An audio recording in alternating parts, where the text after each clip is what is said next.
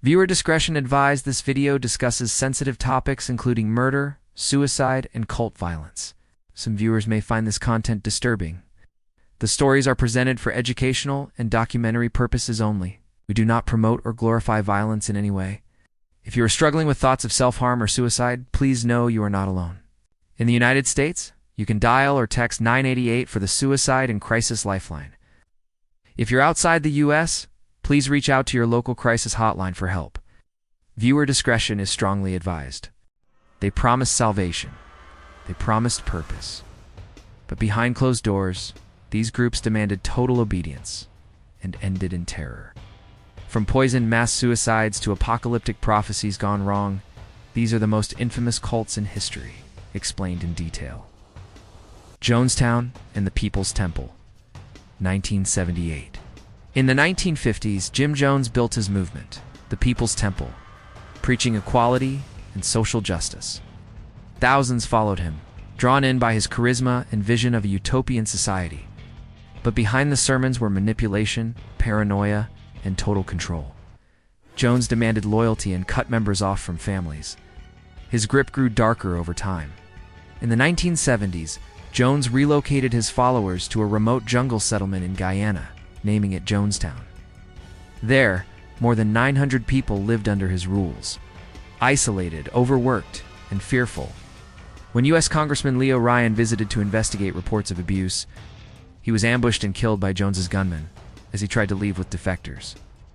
Hours later, Jones commanded his flock to commit revolutionary suicide.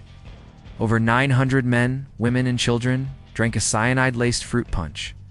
It remains the largest mass suicide in modern history.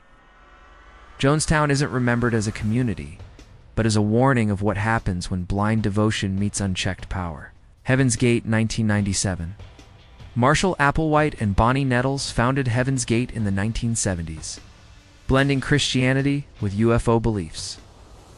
They taught that Earth was doomed and salvation lay in leaving human bodies behind. Members gave up families, possessions, and even underwent castration to prove loyalty. They lived in secrecy, awaiting their ascension. In 1997, Applewhite declared the Hale-Bopp comet was the sign they had been waiting for.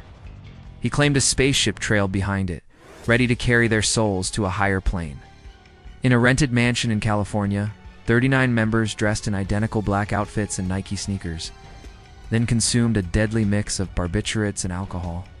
They lay down with cloths covering their faces, ready for their journey. The scene shocked the world. The photos of identical bodies lined in rows became one of the most haunting cult images ever. Heaven's Gate showed how far belief can go when desperation, isolation, and a charismatic leader convince people that death is the only path to life. The Manson Family, 1969. In the late 1960s, Charles Manson gathered a group of young, vulnerable followers in California. He preached a mix of apocalyptic visions, racial warfare, and twisted philosophies. Manson's followers, mostly young women, saw him as a prophet. They lived communally, cut off from society, and obeyed his every command. In 1969, Manson ordered his disciples to launch a series of brutal murders to spark what he called helter-skelter, a race war he believed was imminent. The most infamous attack came on August 9, 1969, when followers stormed the Los Angeles home of actress Sharon Tate. They slaughtered Tate, who was pregnant, and for others. The next night, they killed Leno and Rosemary LaBianca. The murders shocked the nation.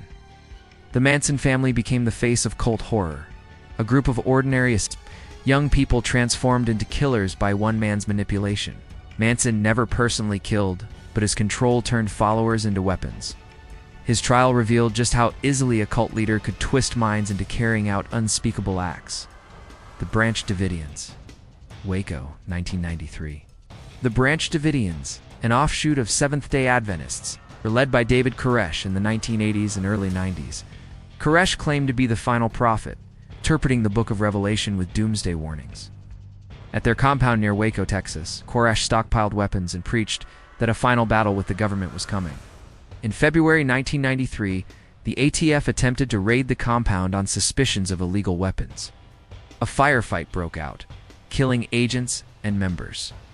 This sparked a 51-day standoff between the Davidians and federal forces, broadcast live on television. Koresh refused to surrender, insisting he was fulfilling prophecy. On April 19th, tanks rolled in and tear gas was deployed. Soon after, the compound went up in flames.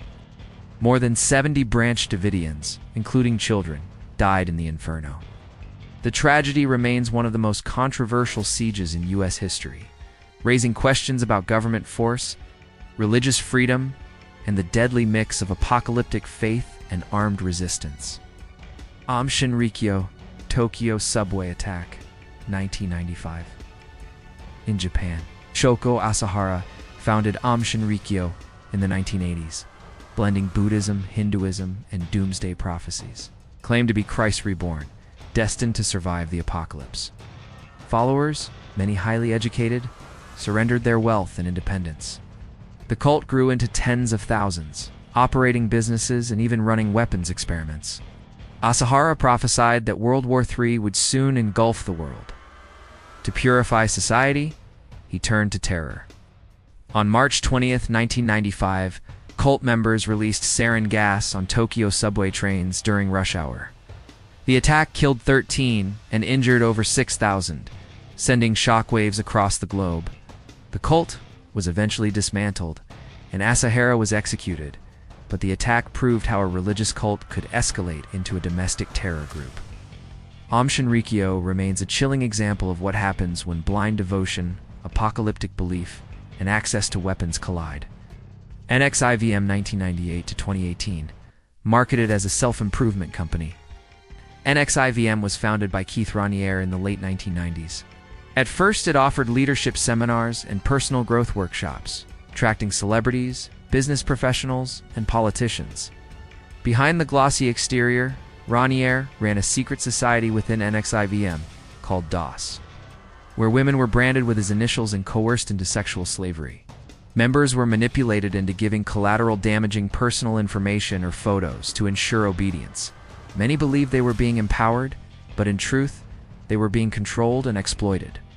For years, NXIVM grew in influence, recruiting thousands across the US, Canada, and Mexico. It wasn't until 2017, when former members spoke out, that the truth began unraveling. In 2019, Raniere was convicted of sex trafficking, racketeering, and other crimes, receiving a 120-year prison sentence. NXIVM revealed that not all cults wear the mask of religion. Some hide behind self-help, success, and personal growth, only to strip followers of everything they have. The Order of the Solar Temple, 1994 to 1997.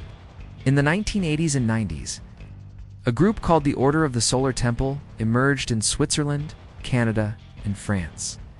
Founded by Joseph D. Mambro and Luc Jouret, it blended New Age mysticism with apocalyptic prophecy.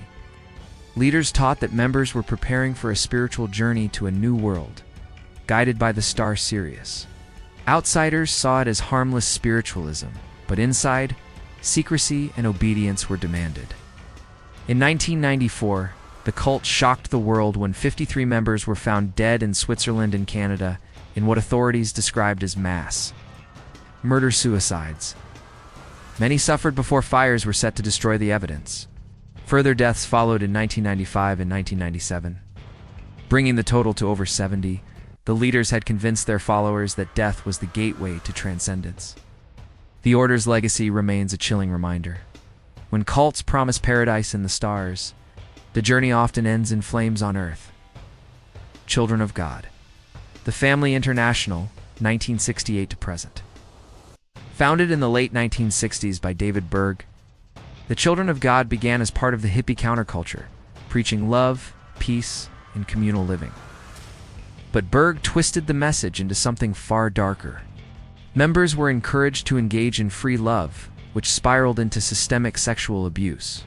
The group used manipulation and fear to keep members obedient, claiming the outside world was doomed. Families were torn apart, children raised in isolation, and abuse was disguised as religious devotion. By the 1980s, cult had splintered and rebranded as the Family International. But scandals and survivor testimonies continued to expose its disturbing past. Some former members, like actress Rose McGowan, and musician Joaquin Phoenix, later spoke about their experiences growing up inside the cult. The Children of God showed how a group that starts as a spiritual movement can devolve into a system of exploitation. Hidden behind the language of love and salvation, from jungles to mansions, from apocalyptic bunkers to glittering Hollywood connections, these cults left behind devastation that still scars history. Each promised hope but delivered only fear, manipulation, and death. While many leaders are gone, the cycle continues. Somewhere out there, another charismatic figure is building a following right now. The only question is, how many will follow them into the dark?